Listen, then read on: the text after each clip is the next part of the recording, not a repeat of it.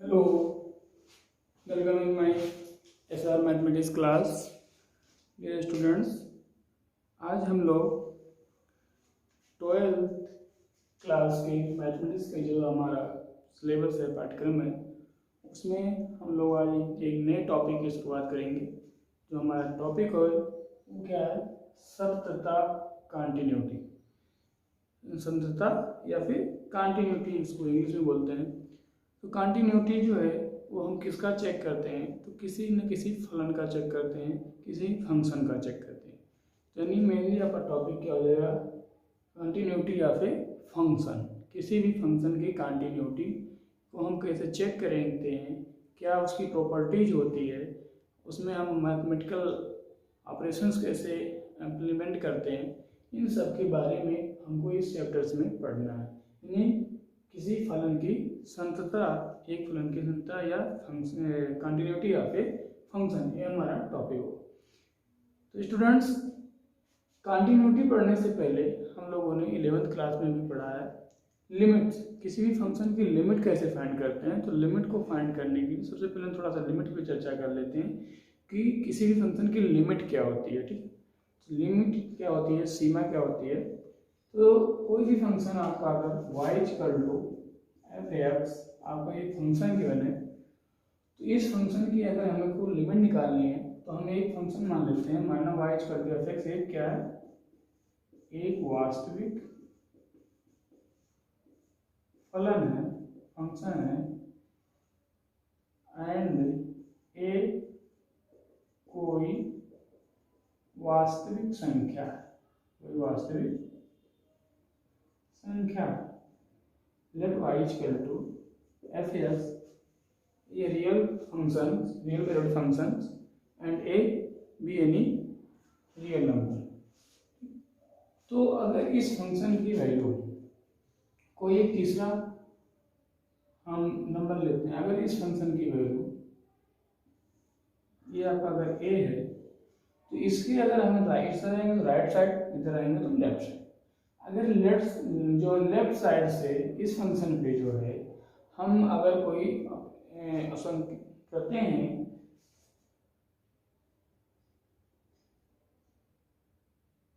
अगर हम इसके लेफ्ट साइड से इस तरफ आते हैं तो हमको अगर एक निश्चित वैल्यू की तरफ इस फंक्शन का मान अगर जाता है, ठीक है, अगर ये आपका हमने पॉइंट ए लिया है, इस पॉइंट के लेफ्ट साइड से अगर हम इस फंक्शन पे मूव करते हैं, अगर ऑपरेट करते हैं, तो ये फंक्शन अगर हमको अप्रोक्सीमेट एक वैल्यू देती है, एक वैल्यू की तरफ अगर बढ़ती है, जिसको हम लोग यल बोलते हैं, तो इसको हम लोग बोलते हैं लेफ्ट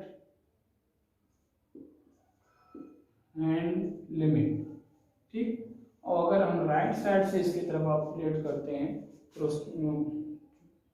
अग्रसर होते हैं, तो भी अगर एक निश्चित वैल्यू की तरफ बढ़ती है, उस वैल्यू को यल, तो इसको हम लोग बोलते हैं आर एच एफ। यानी लिमिट हम जो है किसी भी फंक्शन का किसी पॉइंट पे दो तरीके से फाइंड करते हैं। एक उस पॉइंट के लेफ्ट साइड से, तो उसको हम बोलते हैं लेफ्ट हैंड लिमिट, और उस पॉइंट के राइट साइड से, तो उसको हम लोग बोलते हैं राइट हैंड लिमिट।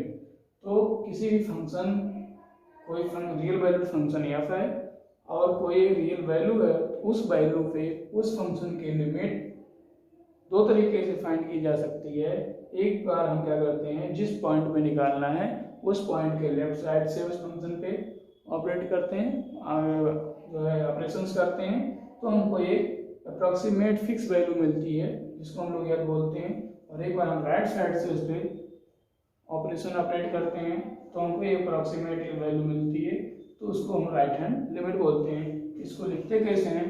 तो लिखने के लिए क्या होता है, लेफ्ट हैंड लिमिट लिखते हैं, या इसी को लिखेंगे limit x tends to a negative of f x, और इसको लिखते हैं R H L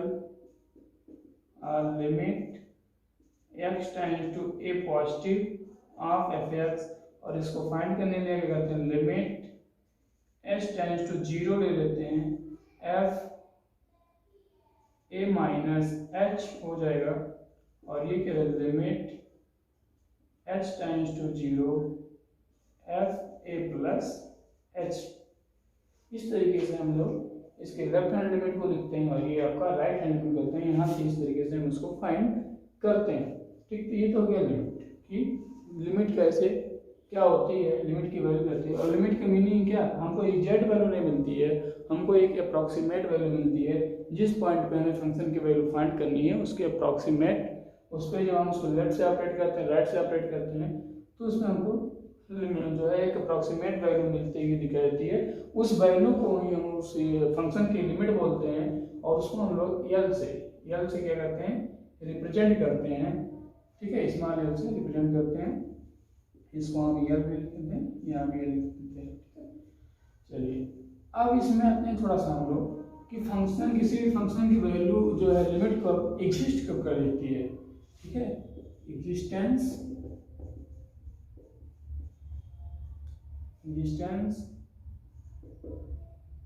of limit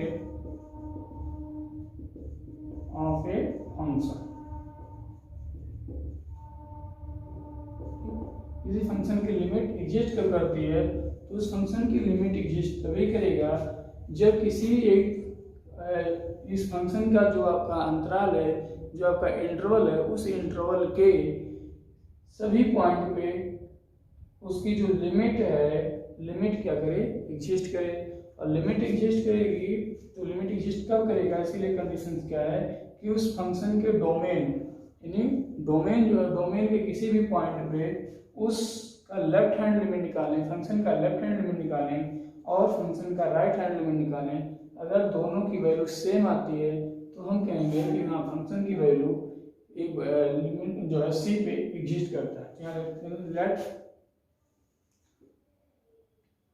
y equal to f(x) is a real valued function,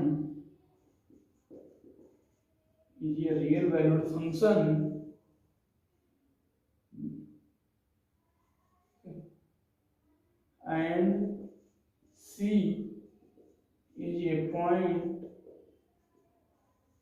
of domain f।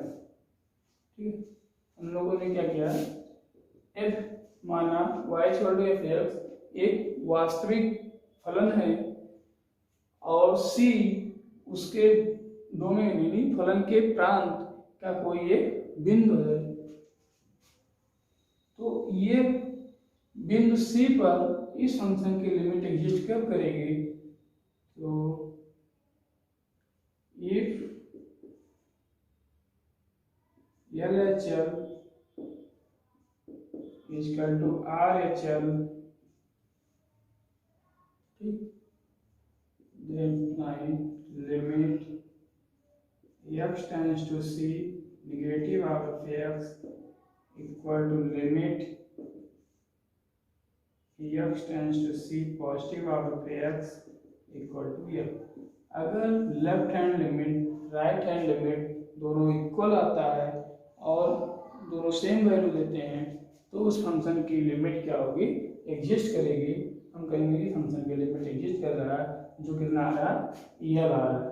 ठीक, और इसको अगर दोनों एक चीज़ हो, अगर left hand limit right hand limit दोनों की वैल्यू सेम आती है तो उसको हम इस तरीके से भी लिखते हैं, limit x tends to c of f(x) equal to L.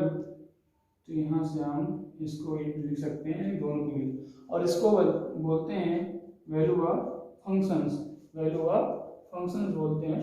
तो अगर आपकी जो है left hand limit right hand limit दोनों इक्वल आ रही है तो उसको हम कर देंगे, और लिमिट इक्वल है तो उस पॉइंट पे, जिस पॉइंट पे हमको लिमिट फाइंड करना है उस पॉइंट पे फंक्शन की लिमिट एग्जिस्ट करेगी, फंक्शन की लिमिट का एक्सपेक्ट होगा। ठीक, तो ये तो हो गया थोड़ी सी लिमिट के बारे में। अब हम लोग आते हैं अपनी मेन टॉपिक पे, कंटिन्यूटी क्या होती है किसी भी फंक्शन की। ठीक है, तो कंटिन्यूटी क्या होती है आपका किसी भी फंक्शन की, इसकी क्या करते हैं। तो देखिए कंटिन्यूटी को डिफाइन करने के लिए दो मेथड हैं। सबसे पहले तो हम इसको ग्राफिकल मेथड से ही डिफाइन कर सकते हैं कि कंटिन्यूअस है या नहीं। तो अगर कोई फंक्शन गिवन है y इक्वल टू कोई फंक्शन गिवन है किसी भी डोमेन में किसी प्रांत, और इसका कोई एक प्रांत होगा, कोई एक डोमेन है जिस डोमेन में ये फंक्शन क्या है डिफाइंड है। तो अगर उस डोमेन के एवरी पॉइंट पे, ईच पॉइंट पे इस फंक्शन का जो कर्व होगा वो कर्व अगर ब्रेक या जंप नहीं हो रहा है तो हम कहेंगे फंक्शन कंटिन्यूअस है।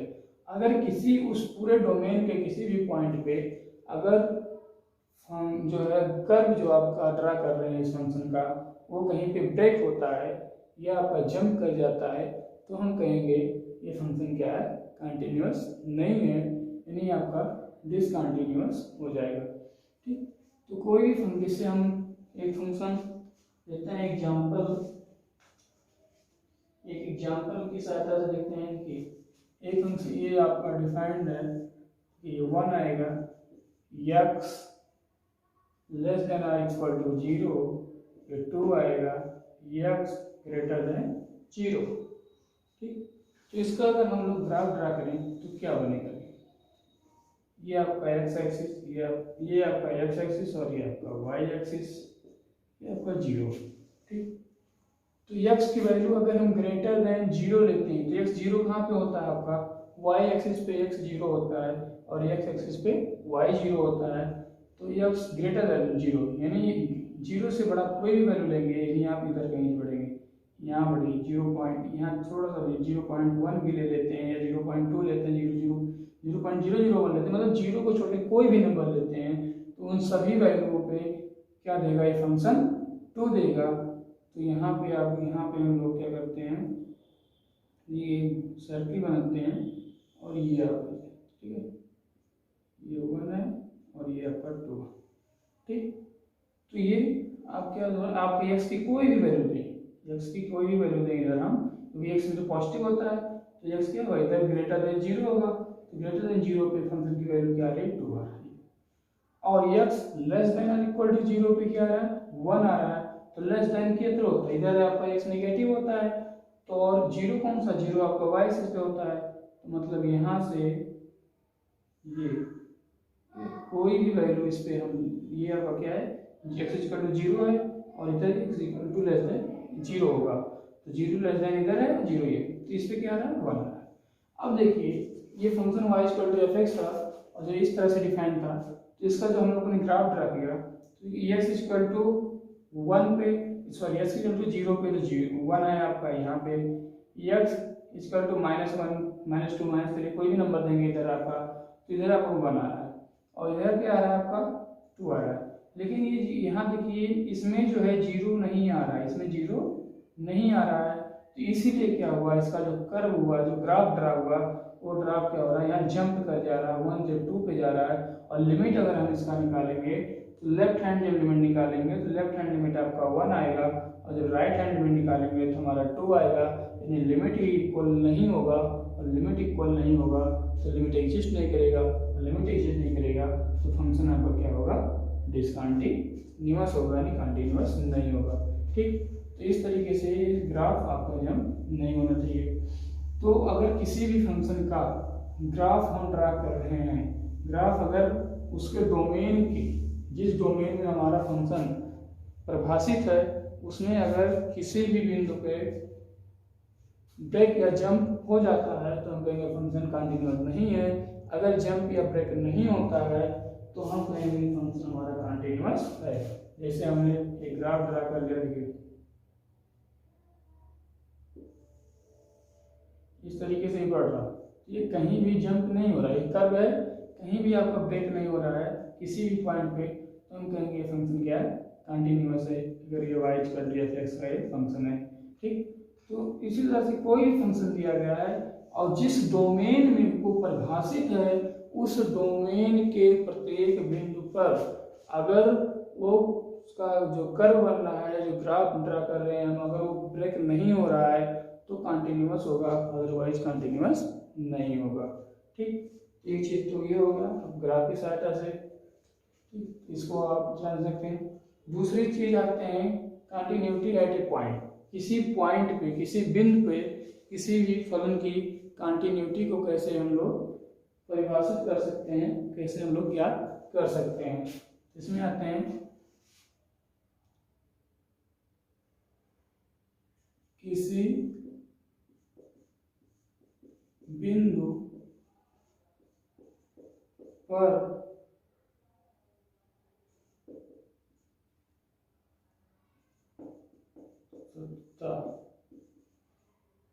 continuity at a point,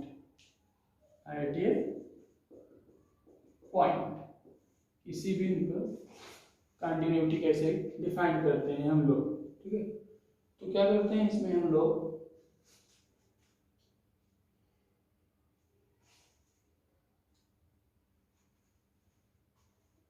किसी मान लेते हैं हम लोग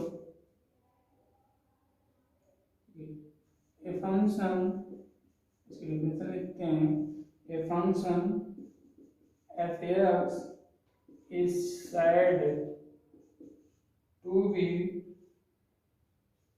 continuous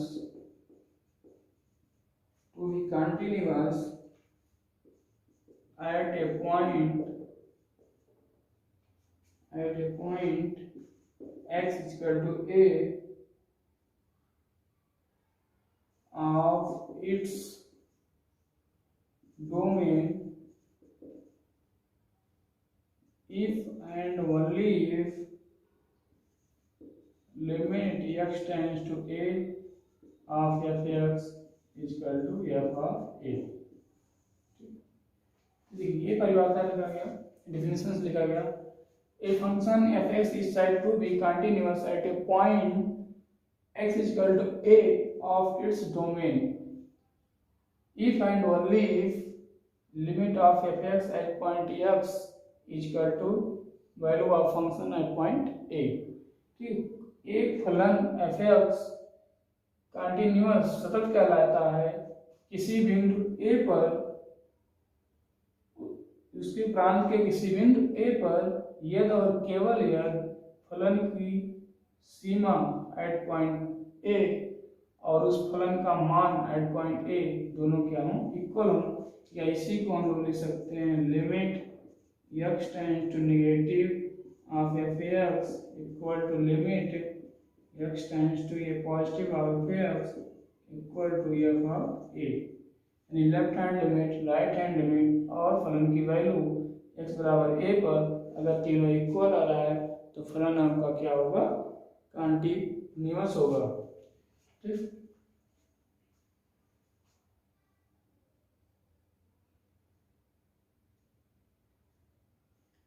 अब इसमें हम लोग क्या कर सकते हैं, अगर फलन नोट करके लिखेंगे हम लोग, अगर फलन आपका जो है कंटिन्यूअस नहीं है, किसी भी बिंदु a पर कंटिन्यूअस नहीं है, तो कंटिन्यूअस नहीं है तो उसमें हम लोग क्या करेंगे, e at point a फलन f(x) इज डिसकंटिन्यूअस। ठीक, तो if f(x) is not continuous at x is equal to a, then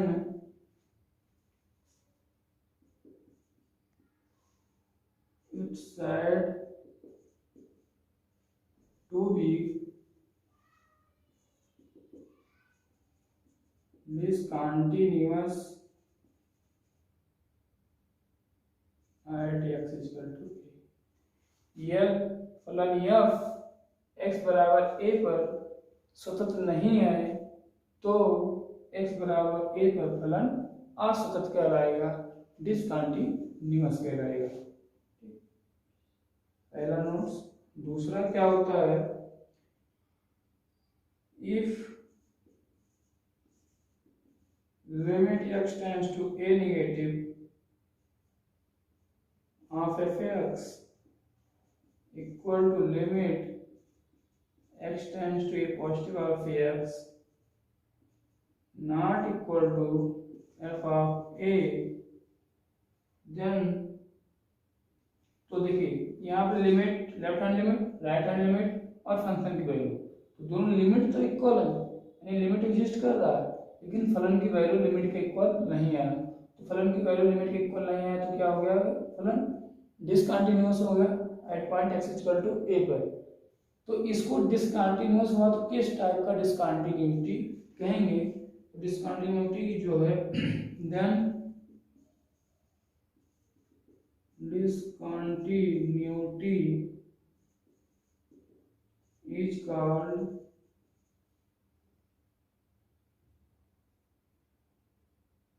removal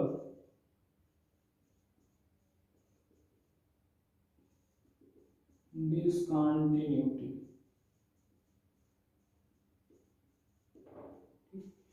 अगर आपका फलन कंटिन्यूअस नहीं है तो डिसकंटिन्यूअस हुआ। तो अगर दोनों की डिसकंटिन्यूअस में भी कंडीशंस है, अगर लिमिट आपकी इक्वल है लेकिन फलन की वैल्यू इक्वल नहीं है लिमिट की, तो हम कहेंगे वो डिसकंटिन्यूअस है। किस प्रकार का? Removal discontinuous. मतलब क्या हुआ कि इस डिसकंटिन्यूटी को हम लोग रिमूव भी कर सकते हैं। किसमें? कंटिन्यूटी में।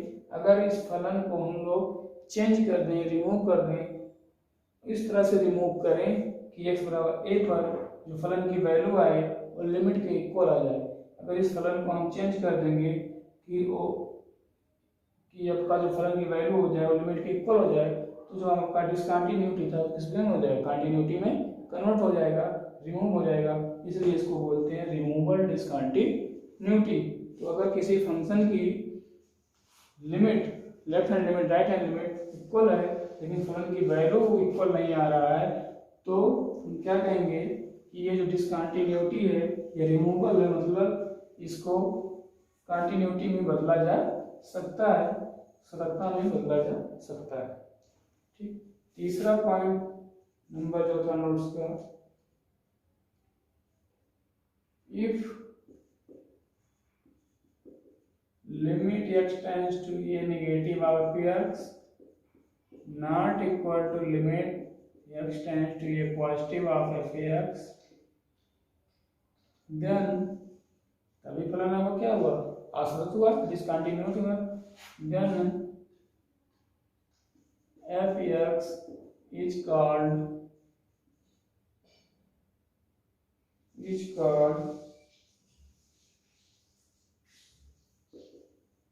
First kind discontinuity. ठीक।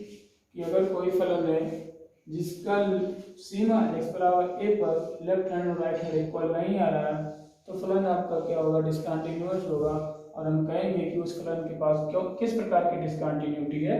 तो फर्स्ट काइंड, प्रथम प्रकार की असततता होती है। ठीक। चौथा नंबर आते हैं, if limit x tends to a negative of px or limit x tends to a positive of px or both does not exist,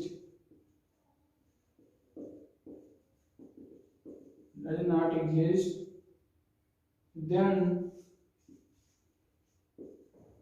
fx is said to be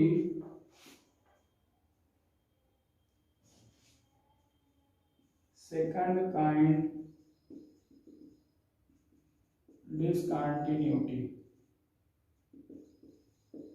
अगर हमारा लिमिट ही एग्जिस्ट नहीं कर रहा, चाहे लेफ्ट हैंड लिमिट एग्जिस्ट ना करे या right hand limit exist ना करे या दोनों ना एग्जिस्ट करें, तो हम क्या करेंगे कि फलन जो हमारा fx है वो फलन किस प्रकार का है? तो दूसरे प्रकार की डिसकंटिन्यूटी में सेकंड काइंड की डिसकंटिन्यूटी है। ठीक।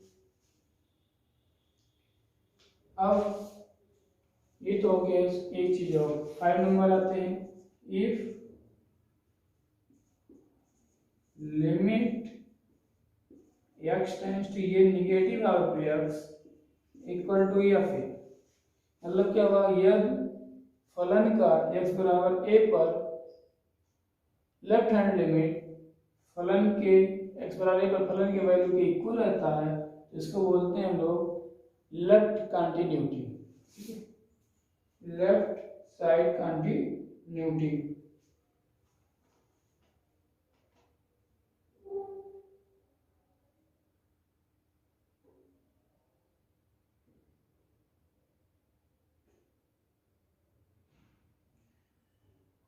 And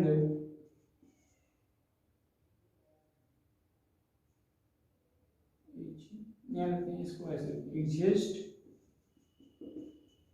and limit x tends to a negative of x equal to f of a, then function f(x) at x बराबर a is said to be left continuous। अगर यदि बाएं पक्ष यानी लेफ्ट हैंड लिमिट किसी function f(x) की x बराबर a पर लेफ्ट हैंड लिमिट एग्जिस्ट कर रहा है और उसकी लेफ्ट हैंड लिमिट तथा फंक्शन की वैल्यू इक्वल है, तो हम कहेंगे फंक्शन f(x) एट x बराबर a, यानी जो फलन f(x) है वो x बराबर a पर क्या है, लेफ्ट बाएं कंटिन्यूअस है, बाएं साइड से संतत है, कंटिन्यूअस है। ठीक, यही चीज अगला आपका आता है 6 में। क्या हो जाएगा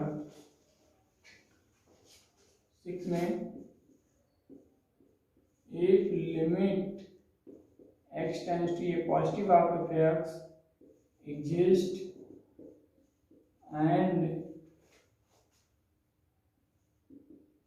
limit x tends to a positive of f(x) is equal to f of a, then function f(x) is said to be right continuous। अगर आपकी राइट हैंड लिमिट किसी फलन f की x बराबर a पर राइट हैंड लिमिट एग्जिस्ट कर रहा है और राइट हैंड लिमिट का फंक्शन की वैल्यू भी इक्वल है, तो हम कहेंगे ये फलन आपका f(x) है वो at x equal to a is said to be right continuous, तो दाएं साइड से क्या होगा, कंटिन्यूअस होगा। ठीक,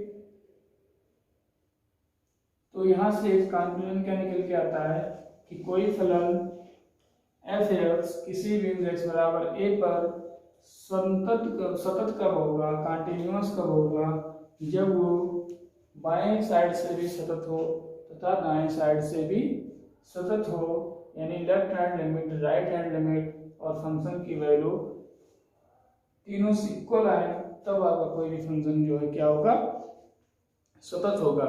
यानी हमको अगर किसी फलन को सतत दिखाना है तो आपको क्या करना होगा, सबसे पहले उस फलन का उस प्रांत के किसी बिंदु को लेकर उसका जो है left hand limit, right hand limit और उस बिंदु पर फलन का मान तीनों ज्ञात करते हैं। अगर तीनों इक्वल आता है तो हम कहेंगे कि फलन हमारा क्या है, कंटिन्यूअस है, और इन तीनों में से अगर कोई भी अनइक्वल होता है तो फलन हमारा क्या हो जाएगा, डिसकंटिन्यूअस हो जाएगा। और डिसकंटिन्यूअस में भी 3 टाइप्स की डिसकंटिन्यूटी, अगर left hand limit, right hand limit equal हैं बट फंक्शन की वैल्यू लिमिट के इक्वल नहीं आ रही है किसी बिंदु x बराबर a पर, तो हम कहेंगे कि ये जो डिसकंटिन्यूटी है ये रिमूवेबल डिसकंटिन्यूटी है, यानी इस डिसकंटिन्यूटी को हम लोग रिमूव कर सकते हैं। यानी इस प्रकार से हम फलन को रिमूव कर दें कि फलन की जो वैल्यू है x बराबर a पर वो लिमिट के इक्वल हो जाए, तो हमारा जो डिसकंटिन्यूअस फंक्शन था वो कंटिन्यूअस फंक्शन में रिमूव हो जाएगा। दूसरा कि अगर लिमिट, लेफ्ट हैंड लिमिट और राइट हैंड लिमिट दोनों अनइक्वल हैं, यानी इस दोनों समान नहीं है, असमान है, तो हम कहेंगे कि जो हमारी डिसकंटिन्यूटी होगी वो फर्स्ट काइंड की डिसकंटिन्यूटी होगी। अगर लिमिट, लेफ्ट लिमिट या राइट लिमिट या दोनों एग्जिस्ट ही नहीं कर रहे हैं, दोनों का अस्तित्व नहीं है या किसी एक का अस्तित्व नहीं है, तो हम कहेंगे जो हमारी डिसकंटिन्यूटी है वो सेकंड काइंड की डिसकंटिन्यूटी है। ठीक, तो इस तरीके से हम लोग किसी भी फलन की किसी एक बिंदु पर कंटिन्यूटी को चेक कर सकते हैं या डिसकंटिन्यूटी को चेक कर सकते हैं। ठीक,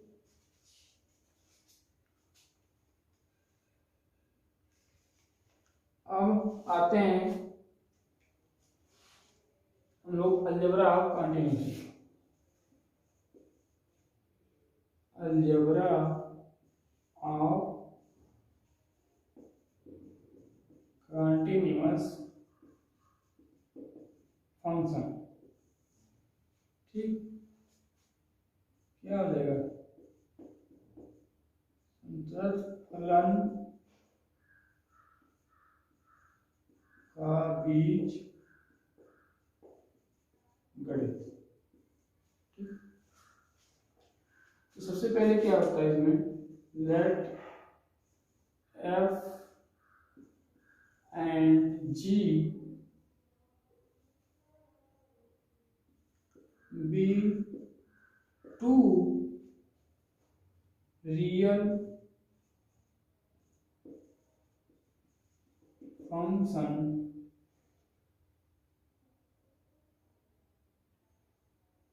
are continuous at x is equal to a and alpha be a real number. Then देखिए यहाँ पे दो चीजें माना गया है, माना f और g दो कैसे हैं, वास्तविक फलन है, are be two real function, f और g दो वास्तविक फलन है, और ये कैसे x बराबर a पे क्या है, कंटिन्यूअस है, सतत है, और एक यहाँ पे अल्फा, एक आपका कोई नंबर ले लिया गया है, कोई वास्तविक संख्या ले लिया। तो अलजेब्रा इसमें क्या क्या हो सकता है, पहला f plus g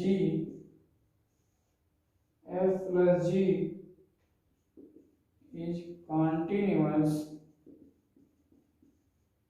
at x is equal to a।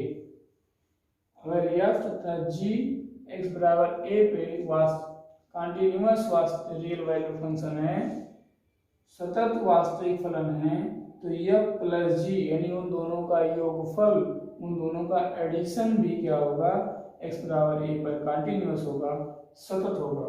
इसका प्रूफ देखते हैं कैसे होगा। तो प्रूफ इसके लिए क्या करेंगे,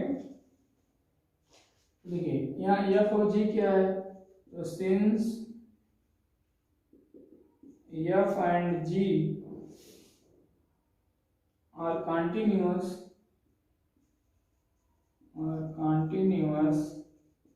at x is equal to a, so hence limit x tends to a of fx is equal to f of a, and limit x tends to a of gf is equal to g of a। ये function हमारा differential कहता है कि कोई भी function continuous कब होता है, जब उस पॉइंट, किसी गिवन पॉइंट पे फंक्शन की लिमिट और फंक्शन की वैल्यू दोनों इक्वल हो जाए। तो f और g अगर कंटिन्यूअस है,